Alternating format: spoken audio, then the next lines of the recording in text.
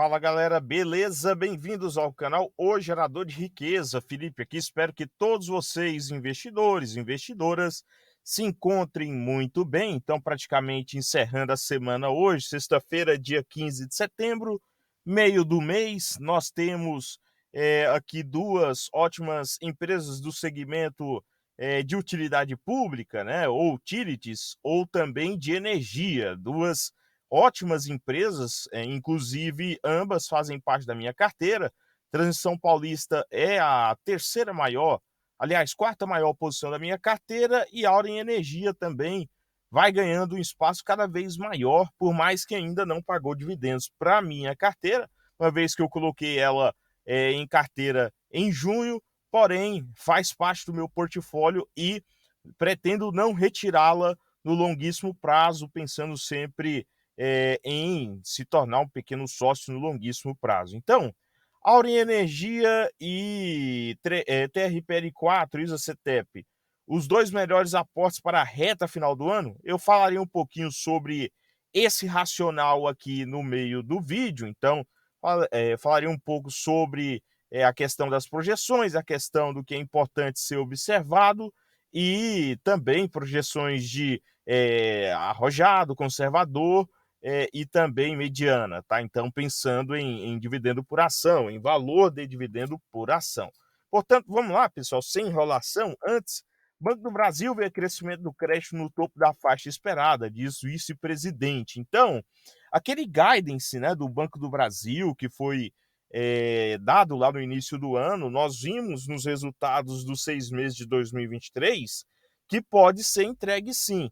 E nessa mesma reportagem aqui, né, o vice-presidente José Ricardo Saceron, vice-presidente do Banco do Brasil, ele diz que o banco ele vai focar sim em crescer lá fora também. Inclusive, deve fechar bons negócios nos Estados Unidos nas próximas semanas, na casa de bilhões de dólares, tá? Então, vamos acompanhando tudo isso.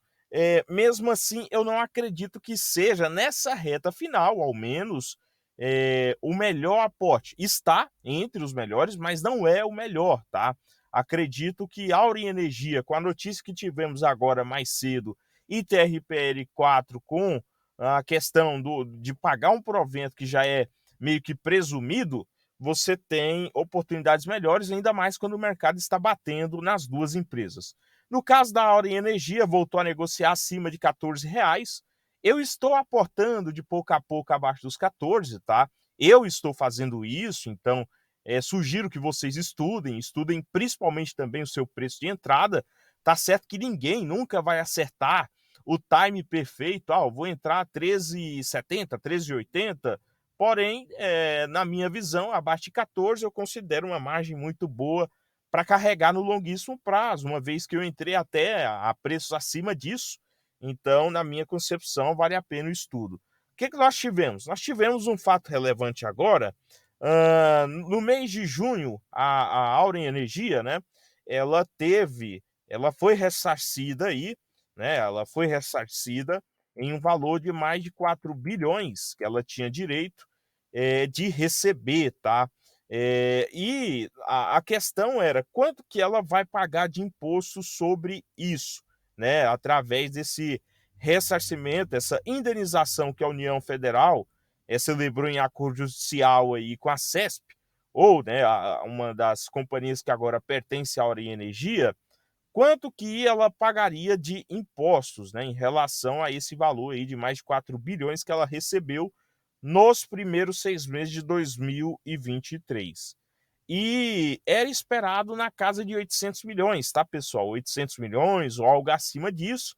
E o resto poderia virar caixa líquido e para futuro CAPEX, ou seja, futuros investimentos, e uma parte disso, algo em torno de 1,5 bi, 2 bi, até 2 bi, se tornar proventos, ou seja, retornar aos acionistas, como aconteceu no início do ano, com pagamento em maio, tá? E agora nós temos uma resposta, né? Então, nós tivemos uma resposta que o equivalente seria 578 milhões, ou seja, um valor menor, tá? Um valor menor do que era esperado aí, por boa parte dos analistas, ou seja, poderia sobrar um valor maior ainda para investimentos, menos dívida, né, ou dívida negativa, não mudaria muito nos dividendos, tá? Talvez um valor adicional maior, porém, evitaria que a empresa, para fazer novos investimentos, aumentasse a sua dívida, o que no médio prazo ajuda a distribuir proventos com o lucro da empresa. Então, isso é algo muito positivo, tá? E ajuda também na competitividade, por exemplo, em chegar em um leilão, que a empresa já demonstrou interesse em entrar nesse segmento nesse ano ou no ano que vem, chegar em um leilão muito bem capitalizada, sem dinheiro até mesmo de terceiros, com dinheiro próprio. Então, nós vemos aqui essa reportagem lá de junho, com acordo para receber de 4,2 bilhões, companhia terá caixa para cumprir promessa de dividendo bilionário. Então, já tinha pago 1,5 bi em maio e agora pode pagar mais 1,5 bi. Eu fiz uma certa projeção, né, aqui presumida disso. Nós estamos falando que poderia, uma projeção mais conservadora possível, na casa de R$ 1, ou seja, desse valor, 1 bi até o final do ano se torne dividendos, proventos livre ao acionista. Hoje a Auren Energia tem 1 bi também de ações emitidas, ou seja, 1 bilhão de ações. Você teria aí, em relação ao preço hoje de negociação, o yield on cost acima de 7%. O que, na minha visão, já é interessante, considerando que nós temos o quê? Nós temos 3, 4 meses ainda, 3 meses e meio, né, para finalizar o ano, basicamente, é pouca coisa. Considerando o I30, um planejamento mais mediano, na minha visão, mais dentro da realidade aí, mais esperado, você teria 9,22. E considerando um planejamento mais arrojado, que é possível, tem uma possibilidade alta, você teria cerca aí de 10,64% em percentual.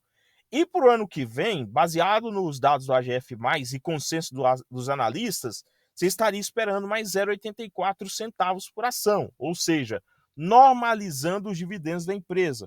E você teria aí a soma disso tudo na casa de 15%, tá? Em yield on cost, para quem começou comprando nesses preços aí, na casa de R$ 14. Então, é uma boa, na minha visão, uma boa oportunidade. É CDI mais 110, 115%, né? Então, é coisa que.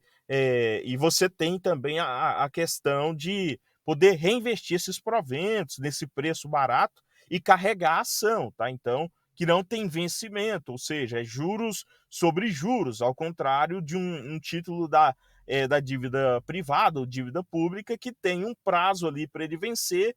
Quando ele vencer, né, você tem ali essa perda de fundamentos. Então, e você tem o risco de liquidez. Portanto, é um ativo que, na minha visão, vai remunerar muito bem nos próximos meses. E enquanto isso, dá oportunidade para você estudar e, se possível, definir como alvo de apostas nos próximos meses. Agora, a ISA-CETEP, Transição Paulista, eu fiz uma projeção presumida um pouco parecida, mas baseado na média do que a empresa paga e também do que a empresa lucrou nesse ano, tá? Então, nesse preço de 24, com queda aí de quase 5% em um mês, você tem um preço no mínimo atraente, tá? Sendo o mais conservador possível e tendo a entender, né, aí que ela paga o mesmo valor, 1,06 por ação. Nós temos hoje aí um pouco mais de 600 milhões de ações de TRPL4, como parte aí, né, da capitalização da empresa. Você teria 636 milhões de reais de dividendos, o que daria um pouquinho a mais de 25% do que é o lucro mínimo obrigatório. Esse cenário seria se a empresa terminasse com endividamento superior a 3 vezes na razão do ano contábil, né? Dívida líquida sobre EBITDA na casa de 3 vezes. Porém, hoje essa dívida líquida sobre EBITDA é menor que 3 vezes. Então, a política de dividendos é bem clara e bem quista, que ela tem que pagar mais do que isso, né? O maior valor entre o lucro líquido regulatório proxy entre 359 milhões também, né? Então, você pega aí 75% do lucro regulatório proxy, ou seja, do caixa da empresa, ou um maior valor acima de 359 milhões de reais. Então, sendo aí mediano, o mais meio conservador, 1,30 daria 5,4, que na minha visão, ainda é ruim, mesmo que nesse curto prazo a empresa teve um crescimento real, que ela foi lá e ganhou lotes no leilão. E olhando para um cenário mais arrojado, que é o que o AGF mais também traz como consenso, 1,63 por ação, você teria aí algo em torno de 978 milhões de reais, abaixo de 1 bi, na minha visão, que pode acontecer de anúncio, tá? Um pouquinho inferior do que eu esperava lá para o começo do ano, porém você tem um desconto que a empresa está pensando na perpetuidade, que é o que? Manter receitas e manter lucro no longo prazo, que é um fator que pesa muito na sua carteira de previdência, na sua carteira de dividendos, pensando em um ativo de qualidade. E para 2024, podendo chegar até R$ 2, aí na casa de um pouco mais de 1 bi, uma vez que boa parte dos ativos da transição paulista são corrigidos pelo IPCA+. Então, a empresa ela também vai ter um aumento real de lucro, logo o que é 1,63 por ação, vai estar na inflação lá para o ano que vem, você teria um yield on cost livre aí acima do CDI, mais de 100% do CDI, pensando aí em um pouco mais de 14 meses, né? Então, o que para mim não é um retorno ruim, dado que a empresa, ao contrário do como eu já falei sobre a Auren Energia, você tem um crescimento, você tem a questão também da empresa estar negociando abaixo do VPA, e você tem uma presunção de que pessoas estão trabalhando por você ali para facilitar a sua vida, gerando riqueza real, ao contrário do simples rentismo, né? Que você está emprestando o seu valor ali, o seu capital para alguém simplesmente replicar um novo empréstimo para outra pessoa. Portanto, pessoal, são dois ativos que vocês têm que estudar, na minha visão, e fazer até uma projeção de dividendos pensando em novos aportes nessa reta final do ano. Há outros ativos de qualidade, como Caixa Seguridade, Banco do Brasil e etc. Entretanto, Caixa Seguridade está num preço não muito atraente. Cai aquela questão, subiu muito no curto prazo, tem que recuar. Pode acontecer que semana que vem ou nos próximos 15 dias você tem um recuo de preço, alguma coisa pode acontecer, uma notícia ruim.